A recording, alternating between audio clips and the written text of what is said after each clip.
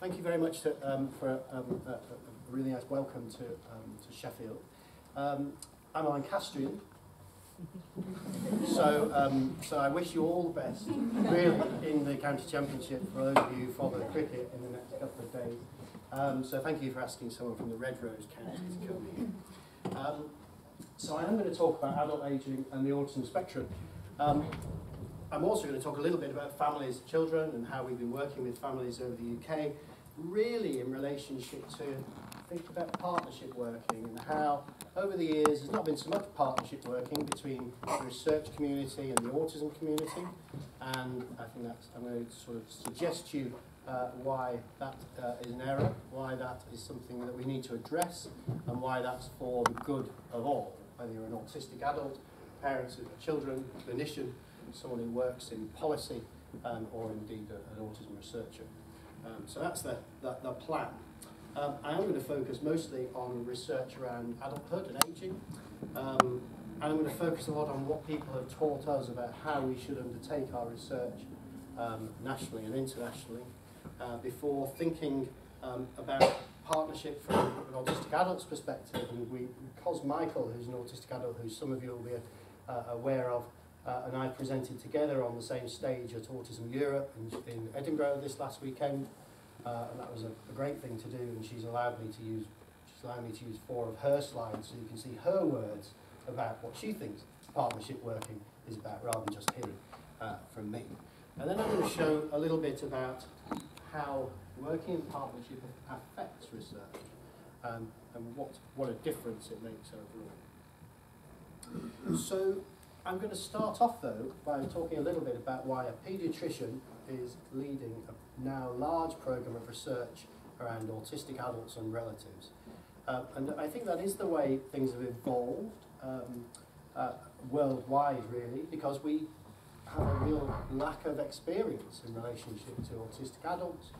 We know very little about the lives of autistic adults. There aren't lots of people who've been working clinical work or research work with adults over the years. So some other people who know about autism have been directed that way. One of the reasons Newcastle University has been chosen to lead a programme of research by the UK charity Autistic relates to their expertise in ageing, and Newcastle is one of the UK's leading sites for that. And I just wanted to make the point about our children's databases before we then go on to talk about adults. We've been working now for over 10 years with families of children to improve families' access to research, but also think about improving researchers' access to being able to recruit research-interested families, to try to push forward the boundaries of what we know and think about, from a policy perspective, how can we provide high-quality research, high-quality evidence that leads to better services that makes a difference to families. And I put this slide up because Val Harpender from the Child Development Centre here in Sheffield was one of the key partners in the first instance of this project that started off recruiting from 32 NHS trusts across the UK in 2011 and 2012, and this is us now. Sheffield's still a key centre, but more than 80 of the National Health Service trusts who see children and families in the UK are recruiting to these children's autism databases. And this is the result of doing that. So nearly 4,000 families can now be contacted about research to do with children.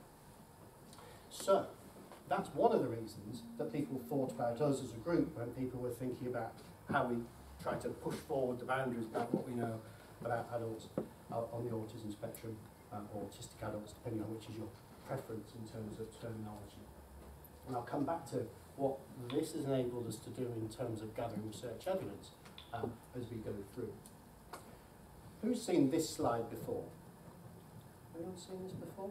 Okay, so this is a slide created out of a meeting held in Newcastle in 2010, and it's in a psychiatric journal, geriatric psychiatric journal. It's talking about the number of research publications, or papers as we call them, to do with autism looked for at that time.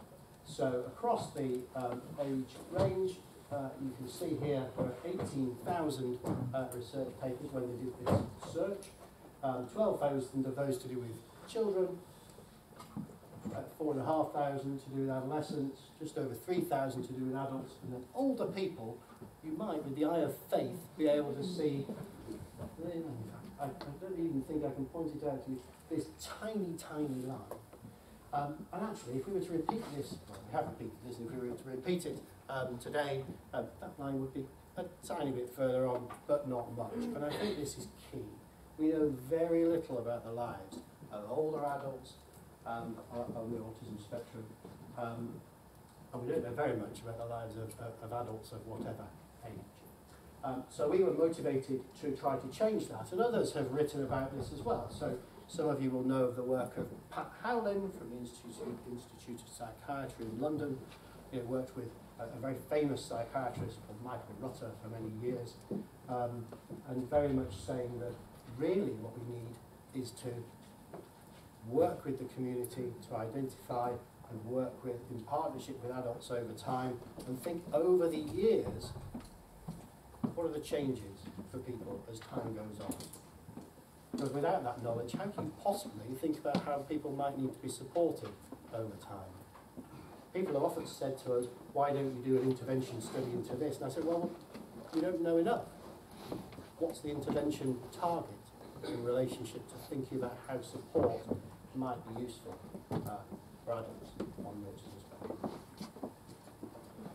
So we started on a journey back in about 2012. Some of you will be aware of this report by a UK research charity called Autistica. They worked with a number of people in 2010 to put this report together. So 979 responses from people about what their research priorities were. What were the key areas that people thought important? You'll notice that the vast majority of people who responded to this survey were parents and children.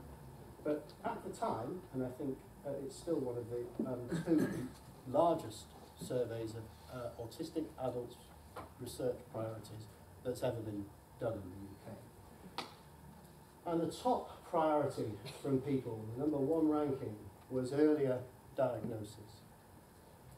The second of those was improvements in adult diagnosis. The third of those, the green one, was adult intervention. And then you get down to other things. One of the things that was less popular was causes of autism. Those causes, that was number 8 out of 10.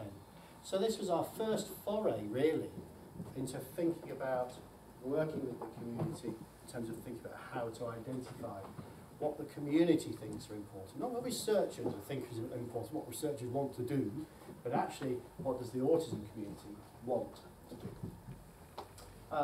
Simultaneously, Liz Pellicano, Tony Charman and colleagues in London also did a survey, and they surveyed 125 adults about what they thought, and the top one of the options that were given to people was, how can public services best meet the needs of autistic people? Second one, what are the best ways to improve life skills? Third one, what does the future hold? So you can see actually there are some real parallels between these two large surveys. It's largely about diagnosis, it's about public services, it's about effective support for the adults who responded to this. It's less about causes of autism and biology. Okay? Some people, I would say, are interested in causes of autism and biology, and they have those conversations with autistic adults. But actually, if you do a large enough survey, you find that most people would rather focus their time on public services at the present time. So we devised a programme of research around autism and ageing in Newcastle, and we kicked off with this meeting. And I deliberately still use the title page of the presentation, because we don't use the term ASD anymore in relationship to adults on the autism spectrum. We've taken on board the comments from the community about terminology. Whether it's autistic adults or adults on the autism spectrum, they tend, I think, to be the more acceptable terms nowadays. But I put that on there to show that it's important that when you have some knowledge, you need to change things. No point in just having knowledge and not changing things and just keeping going the way you did before. This was a really important meeting for us because we invited around half of the audience were clinicians and researchers, half of the audience were from the autism community. They were relatives of adults, they were autistic adults themselves who paid for their time and they to attend, and of course travel and accommodation paid and so on and so on. And these were the three areas that we talked about. And just to say that if you did want to, I'll give you a website at the end, but if you did want to read the full proceedings of that meeting, they are at a web address that's part of our program research website. I can show you how to get to that later. But some of the findings out of that taught us a lot. We're an experienced autism research team. We've been doing autism research for a long time.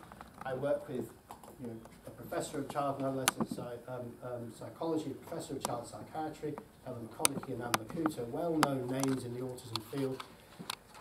And actually, we were humbled by what we were finding out from autistic adults when we had our meetings with them, because you'd think really that we should have known all of this, but actually I don't think people have appreciated just how important some pretty basic things are.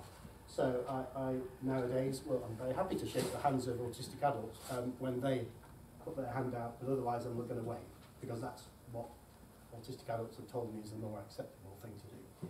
So I'm not going to read all of these things out, but we now run our meetings with quiet spaces for delegates, so delegates can walk in and out. We say at the beginning, feel free, walk in and out as you please. Fire alarms, not a great idea. In the middle of fire alarm drills, not a great idea. And then think about the sensory environment. So this is why I took my microphone off, because I'm just aware if that continues scratching throughout, some people will find that a problem. We also heard a lot about research engagement and how people thought we should work with them. And the fact that it's really vital that people have access to summaries of research data and think about the designs of the research that we do. For example, think about the size and the place and the sensory environment. I'm sure you do this in terms of the locations that you meet people in. And then what about people who don't have an official diagnosis of an autism spectrum condition? And what about them? Should they be engaged in research? Well, there are a lot more adults out there who don't have a diagnosis from those who do. So actually, if we don't include those people, are we undertaking research that's representative, that's meaningful to the people who are designing services? Quite possibly not. So we are recruiting to our national cohort projects autistic adults who think they have a diagnosis, and then over time some will get a diagnosis and some won't. That's not for them to then go and seek if they would like it. That's not to do with that subsequent process.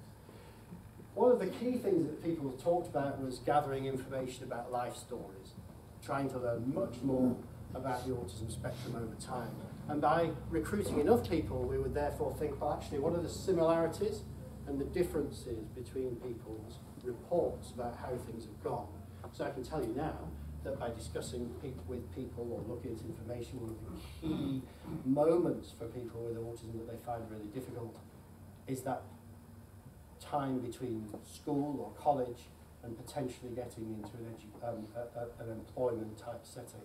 And I think we appreciate now that that's a really challenging time. It's a time where mental health problems can become a challenge too, for some people, but not for everyone, of course. And of course, we mustn't forget that not all autistic adults are able to speak for themselves, answer surveys, take part in research, like I'm talking about, when people are filling in their own materials. And therefore we've devised a program where those people who are legally able to consent for those adults can actually take part. So relatives or carers, where they have the legal capacity to consent for people who don't have the ability to consent for themselves, can come into our project and report for their adult.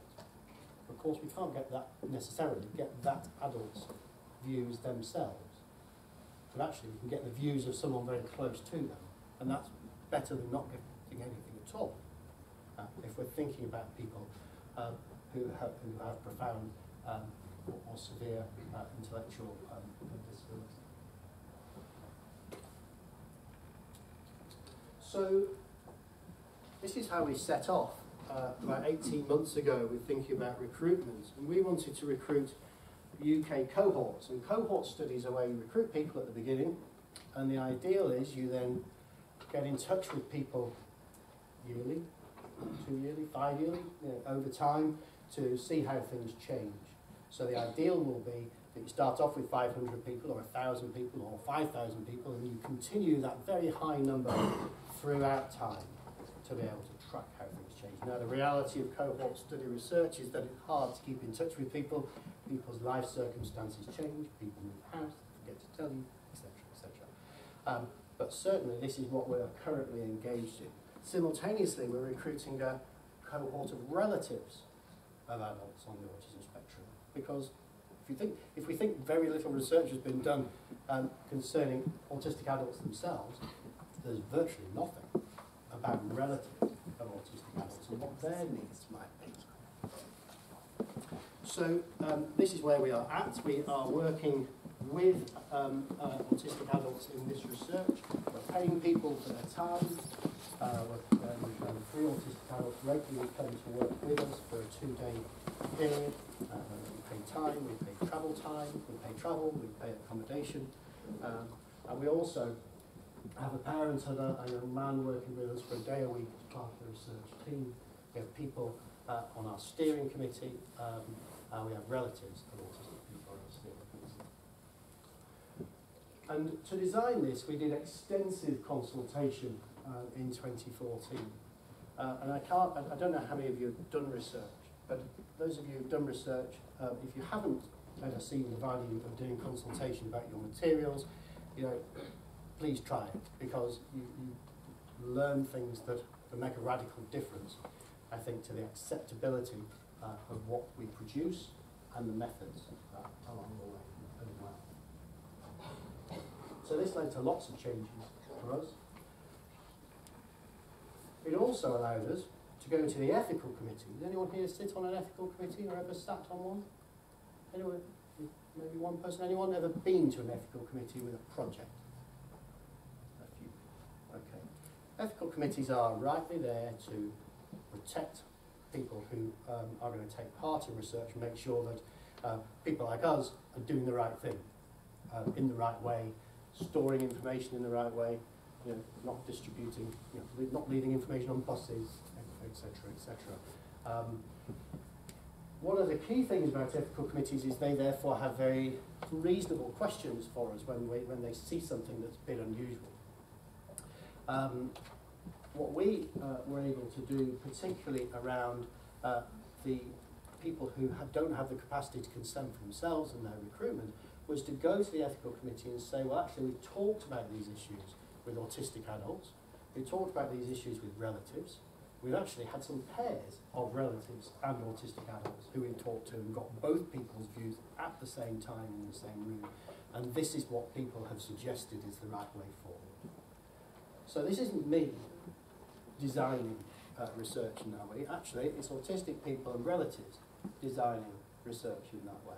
And us going to the ethical committee makes them think, actually, maybe this is the right way to go then, to create some justification for what we're able to do. So these are some of the basic things that we have taught, been taught in these partnership ways. So written materials, think about the font size, spacing, background colours,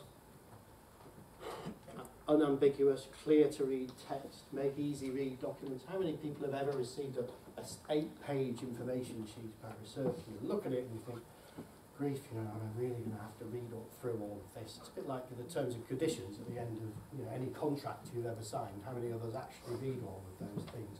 I'm not suggesting we don't read them, of course we really should, but actually for some people an easy read version is the right thing to create, because it's the thing that they find accessible and that they are able to understand. So we now send easy read information sheets out with our full information sheets. So people can vote with their feet and read whichever of these things they would like to do. Think about whether people should be able to take part in some parts of the research and not others. Clearly, we would like people to take part in all stages. But what if they don't want to? Does that mean they can't take part at all? How ethical is that? How appropriate is that as a thing to do? One of the key things I remember was having on the front page, we think this questionnaire will take you about 45 minutes to complete.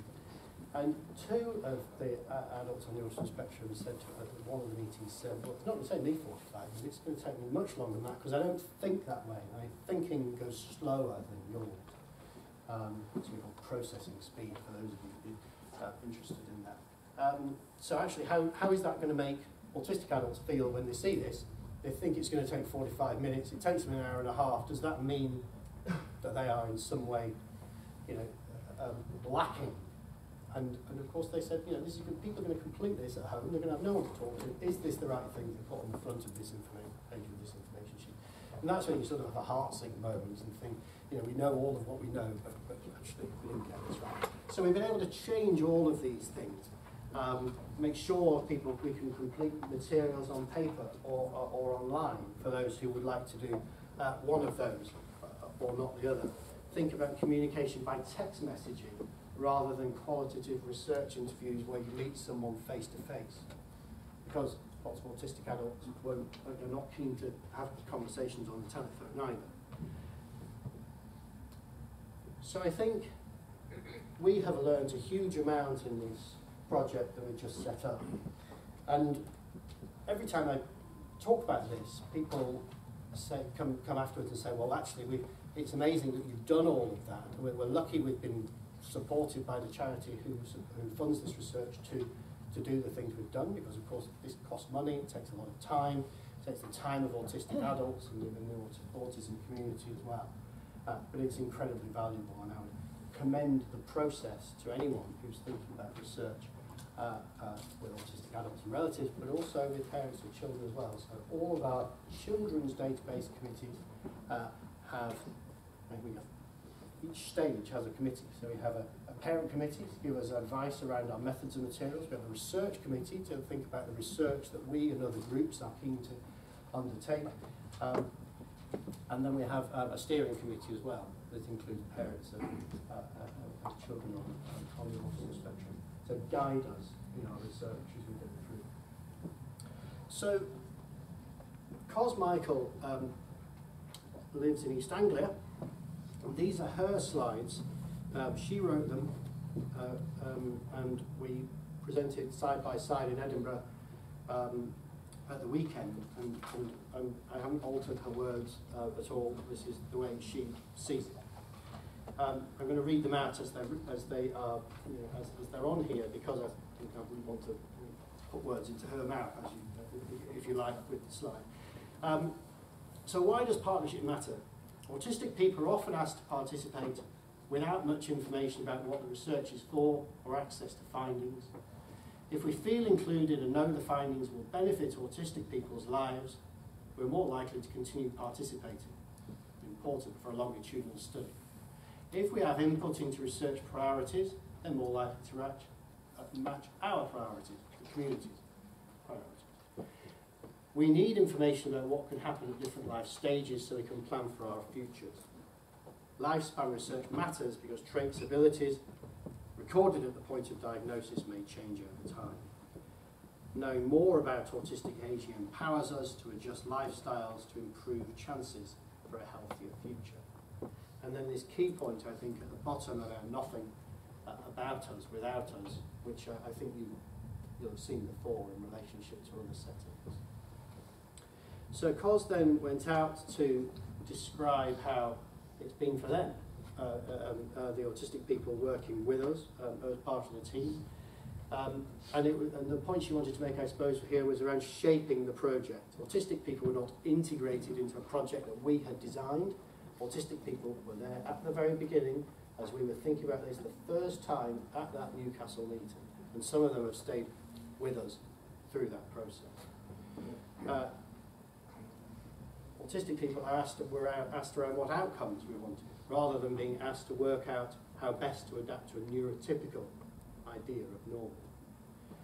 The autistic researcher's job is ongoing, but we meet regularly to suggest ways the research team can engage with autistic adults, advise on the range of communication methods, advise on tailoring autism-friendly environments, respecting autistic preferences and behavioural traits, and make suggestions such as providing feedbacks and updates on progress to promote inclusion and help people engaged over the longer term.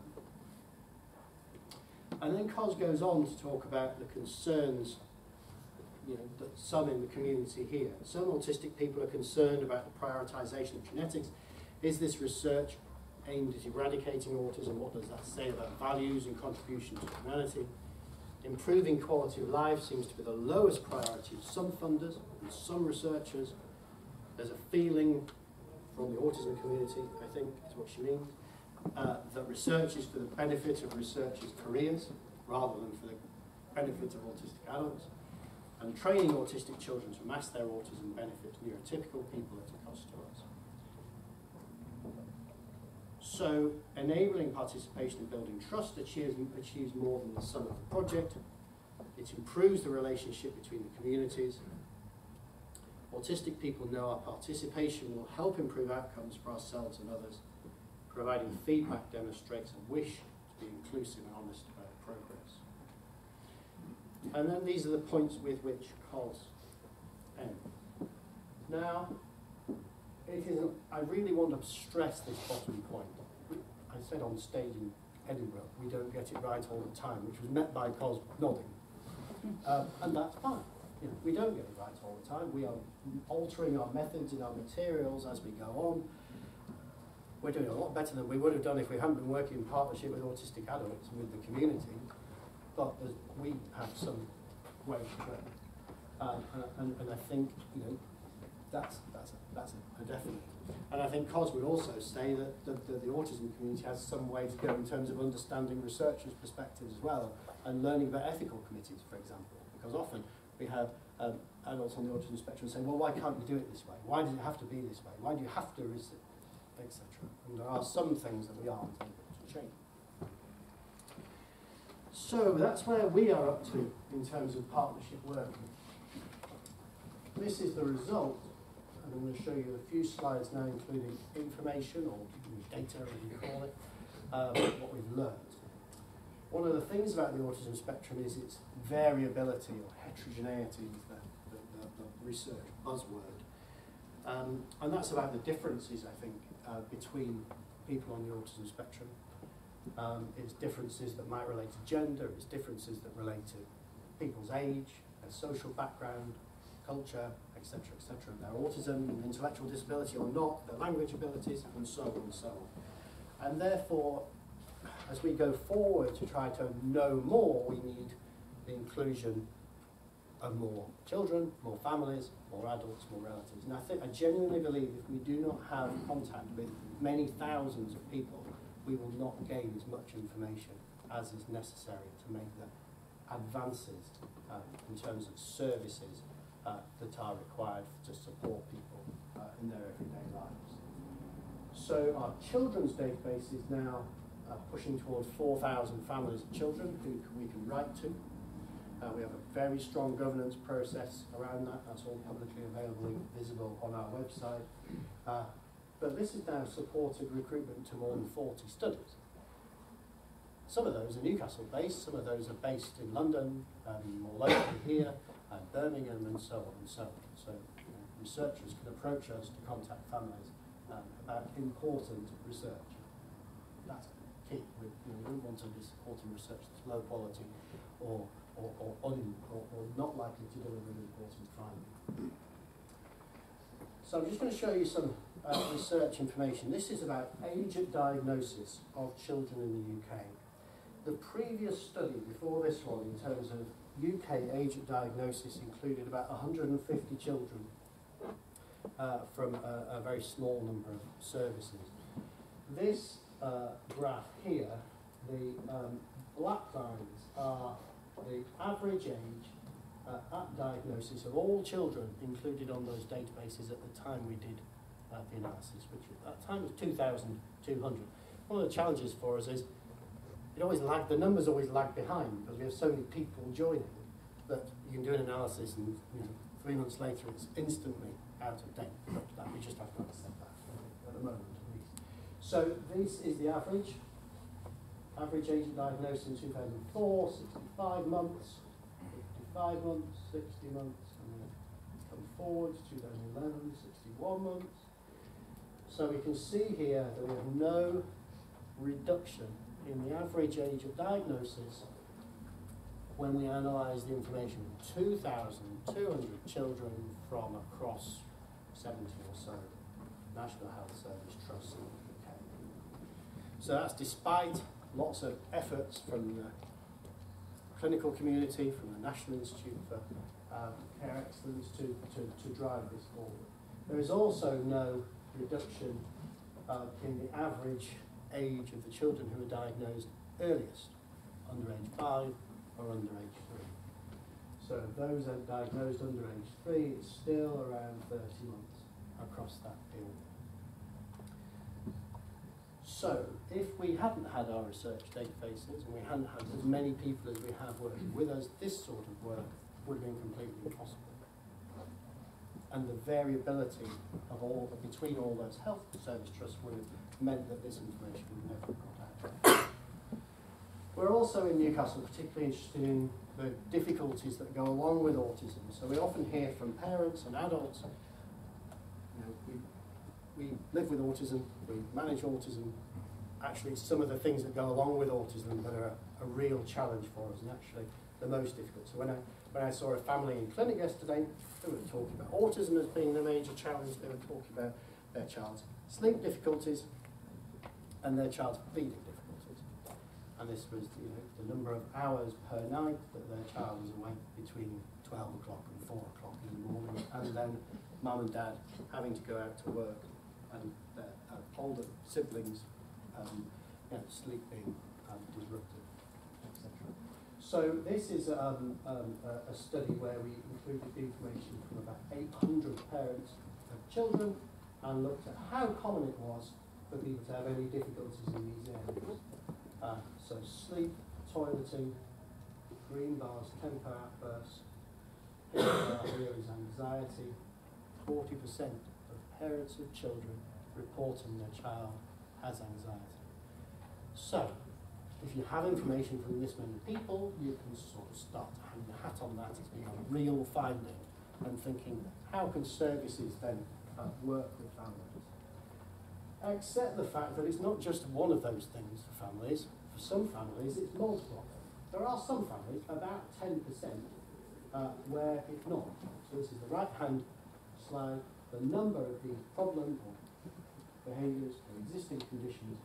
About 10% of children show none of these things. But then if you go through this slide, it's about 50% of families report 4 or more of these problems that are occurring multiple times per week.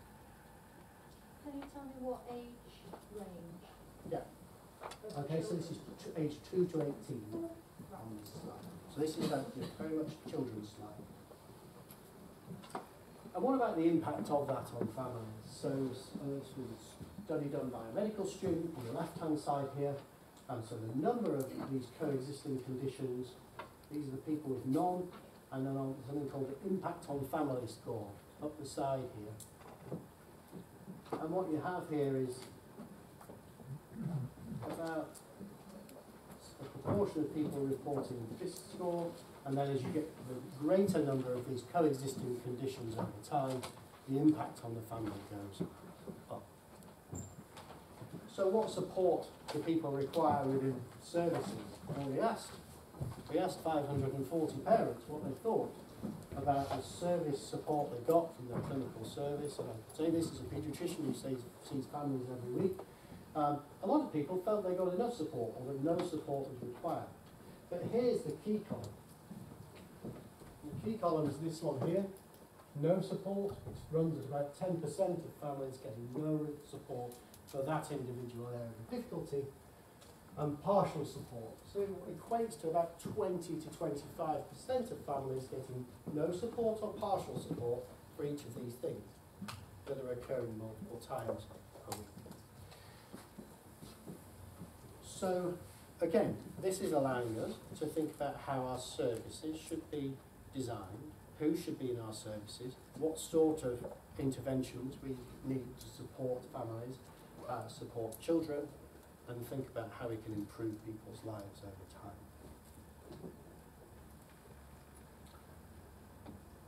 This is the information last week about the number of autistic adults who joined the cohort project. So we now have 700 autistic adults who've signed up to hear about this research project and given us information, and also giving us consent or permission to go back and ask them time after time how things are for them and what's changed over time. When we designed this project, we actually thought there would be lots of relatives of adults who'd be very keen on this project. And actually, it's been much more difficult to engage relatives in this project and interest relatives than it has been adults. So if you have ideas about why that might be, I'd be very interested to hear them in the discussion in 10 weeks or so. But we have about 40 or 50 adults on the autism spectrum joining per week at present. You can see the map of the UK, and some of those people are from local voluntary sector groups and clinical services. So thank you very much to those of you who have supported this national study.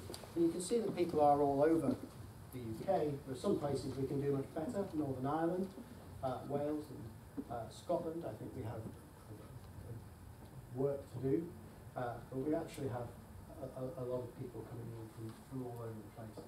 And if we look at the age range here, we have pushing toward 100 autistic adults who are over the age of 55, who we can look over time, we can start to provide evidence about that older age group.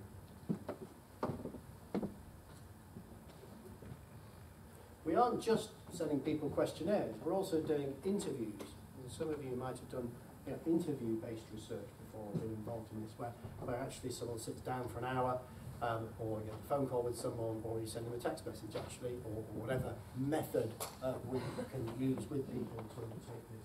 Because actually people said to us, we're positive about your questionnaire and the topics, but actually we want to be able to give you more. We can't say more in that way. We want to be able to say more in a meeting with someone, or in a discussion with someone in some way. We've done about 30 of these. If I was here this time in 6 months' time, I'd be able to tell you what the main themes are. There are some new themes over and above what we thought we would find, but this is hot off the press in discussion with last week, so I don't have, I can't show you information about this. These are the areas that we're gathering information about. So they're not all health related. These are all about people's lives more generally, where people live, their interests, what people enjoy doing, what people are particularly good at, their strengths, together with their difficulties as well. And people are keen to talk about their strengths now, which I think is absolutely vital, because there are strengths for everyone, I think, on the autism spectrum. So here is some information that we looked at for the first time this last week ahead of Autism Europe. This is about the mental health or neurological, some mental health and neurological conditions of autistic adults. I don't know whether people are surprised. I don't think you will be, those of you who know autistic adults. The depression and anxiety are a real challenge.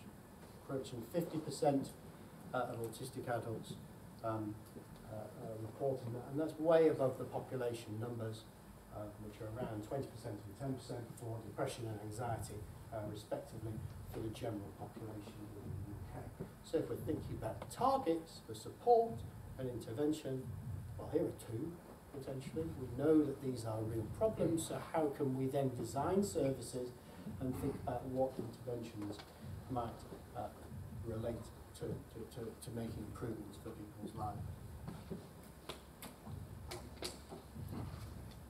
I talked a bit about the numbers of coexisting conditions of children but what about the reports of at least one condition? So these are the proportions of people within each of these age groups who have at least one of these mental health conditions. So if we're looking at 26 to 40-year-olds, 80% of people, so 4 in 5 people, having one of those mental health or neurological conditions. And as we go through, we'll be able to look at the number of people who have 2 or 3 or 4, or not. We are collecting information about people's quality of life, because that's what Autistic Adults suggested we did when we met them at the 2013 meeting, so we've gone ahead and done it. This slide here shows the differences between males and females in terms of their quality of life between men and women. So I think you would agree with me that they're rather similar to one another. There are some differences, some small differences between people. So autistic males having better quality of life in 3 of those domains, but autistic women having reporting better quality of life in the social area. Bigger differences though when you compare people with the general population. So these light green bars showing autistic adults, and then the darker bars showing adults from the general population and their quality of life. Showing actually on all domains, autistic adults have a lower quality of life than adults in the general population. And what we're currently doing is looking at mental health, health conditions, and the relationship between quality of life. And we can look at other things in the relationship between quality of life, whether it's the support people get, or their employment, or their opportunities, or what they do with their everyday lives. And I suppose that's where we are at the moment in terms of the opportunities for us. But the other question is, what's going to be the main priority of the autism community for the future? And some of you will be aware of an organisation called the James Lind Alliance, who work with the health service to think about research priorities. And I don't know whether anyone took part in this very large national project, but it was to look at the research priorities of parents and autistic adults again after our 2013 surveys. And these are the top 10 questions for autism research, and there's a research arm of the NHS, the National Institute for Health Research, because of the way this has been done, in a very robust way, working with the community to get these questions, will prioritise these areas. So we know now, as researchers and clinicians and as the public, that there will be research funded in these areas in the next 5 years. I have no doubt about that. I'm going to read out the top 3. Which interventions improve mental health or reduce mental health problems in autistic people? How should mental health interventions be adapted for the needs of autistic people? Which interventions are effective in the development of communication and language skills? What are the most effective ways to provide social care, support social care for autistic adults? Which interventions reduce anxiety for autistic people? And so on. I think this will be really important. I think this will give us a lot more information. I think the sort of the databases and the cohorts that we are engaging in and driving forward could be really useful when we think about how the research community is going to answer some of these questions. We are still working and trying to find new ways to work in partnership. A group of us are leading a series of seminars are called Shaping Autism Research in the UK, and if you put Shaping Autism Research into Google, the website for this will pop out at you. And when we held the Newcastle and Cardiff seminars, Professor Sue Leakin in Cardiff, we were very much trying to figure out how to undertake more effective public services research. And one of the key things that came out of this was about forging new partnerships between the clinical community, the research community, and autistic people. And we saw real connections emerge between people and a real opportunity for people to understand other people's perspectives. It's the first time I've ever been in a room with autistic adults commissioners of adult healthcare services, researchers, and people from the National Institute for Health Research, the research arm of the NHS. And the dialogue between people, when you actually manage to get people in the room, was great. It's just that I don't think that happens very often. So that's been one of the main deliverables from this piece of work. Finally, this group that's led by Liz Pedicano, who's at the Institute of Education in London, we are going to put together a research and engagement guide for researchers to tell researchers about some of the things we've learned through these seminars about how to work with the community to do research more effectively. And there are a number of documents like this. I heard about one from Australia, written by colleagues in Wen Lawson, who some of you will be aware of, that is a very high quality piece of work, again publicly available on the website in Australia. I don't have that to hand, but I could send it to you if you want to, if you'd like me to. And I think hopefully this will be sent to every research group in the UK when we've written this, so that hopefully people can undertake research in partnership with the community more effectively. We are pleased with what we've done. We think we are always striving to find new ways to work in partnership with the community to improve our research and to improve what we know and how we can support adults and families going forward. So we'll be writing a research publication about that. This will be the first publication we have as a group, and it's also the first publication we have with autistic adults as co-authors, so they've written the paper with us. And actually what they've also done is suggested we change the way the paper is presented in terms of, you know, what we would use, the way we would usually set a paper out. They've said, well, why are you setting it out that way? Why don't you write it a different way? Why doesn't the first paragraph say what this research paper's about, rather than a paragraph that's about 2 pages down? Yeah, it's simple stuff, isn't it? But actually, maybe, I think it's definitely the way forward in terms of thinking about how we all work together in the future. If you want to email, I'm very happy to answer emails. If you want to just go to the website and read more about what we've been doing, I'd be happy to do that. I'd be happy to hear from you too. Thanks very much.